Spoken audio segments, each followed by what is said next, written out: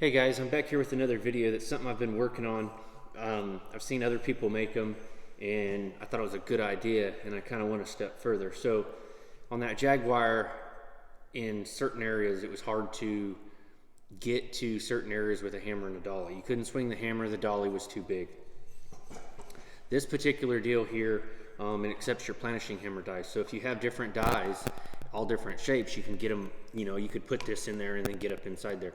But what I thought was pretty cool is when I made this, I thought, man, these dies, it fits snug, but it's metal on metal and it's rattling. So this collar here I already had pre-made when I was machining dies, and I just grabbed a piece of stainless tubing. You could use a piece of like aluminum and then machine your hole so it's solid.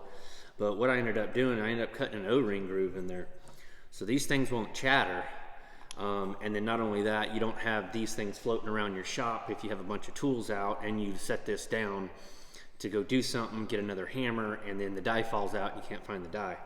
So basically what I want to share with you guys, these are my Planishing Hammer dies that I made that go in my other Planishing Hammer, and they also adapt to my, basically that hammer that goes on my stump that I hit with, that accepts the Teflon dies. This will too, or the Derlin. But I think I'm onto something here. Some people already make them and you can buy them, but on mine, like I said, I cut the O-ring groove. This is just a piece of stainless that I chucked up in the lathe, put it on this solid piece. So this is solid from here to here, so I've got basically a dolly. Obviously we're gonna put this on inside of it. And then from here, I just took a piece of stainless tubing I had laying around, TIG welded it on, and then I knurled it so I can get a grip on it with my hand. If I wanna hold it with 2 fingers with the die in there, I could tap it, or if I wanted to really push on it, I could have made it longer, but then that comes into play. If it's a tight curve, you can't get in there. At least I can hold it like this.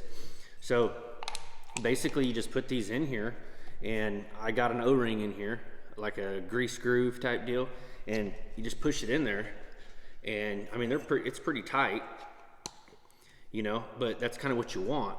You don't want to lose your dies, you don't want them rolling around the shop, so you just pull it out and you put in the next one. And basically I have a handheld dolly, and this would act as my hammer. So now it's more of a solid. You're still going to get a hollow sound. I thought about maybe putting some foam in there, but I'm not too worried about it. Most of the time when I'm beating on stuff, I'm wearing headphones anyway. But I wanted to share this with you guys. So like I said, think outside the box. I have quite a few dollies. It's hard to get in certain spots, especially really tight spots. And instead of removing a fender to make it where it's real floppy, you want it kind of bolted down the way it's going to ride. So that's what I ended up doing, is just machining this morning. I just put a little bit of thin line of grease in there, and I mean, it's airtight when you can hear the air go in. But you just shove it down and it holds it in for you. So if you set this down, it rolls around the shop, your die is still in it. And then obviously if you have an assortment of different dies, I have quite a bit.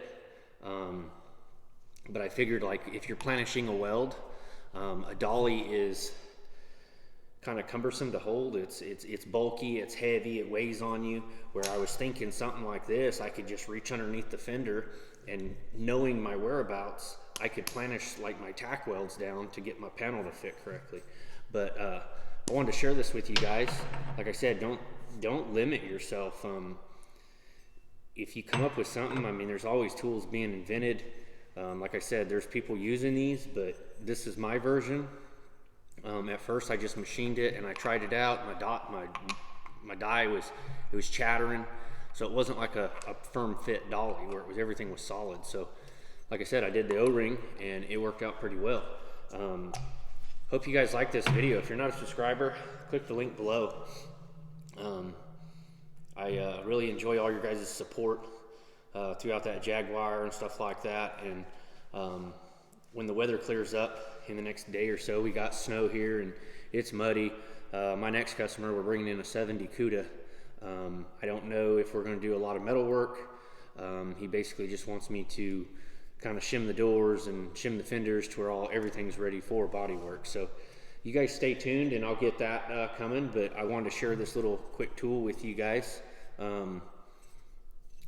After you guys see something like this, and you guys are always trying to find a different piece of metal for a smaller dolly, this will work perfect. And in the future, I may make some shorter and maybe put like a collar on it where you can grip it like this, and it sits like a washer would sit on your hand, so it's smaller. But for now, I'm going to try this, and if I come up with any more ideas, I'll let you guys know. So stay tuned, and I'll catch you on the next video.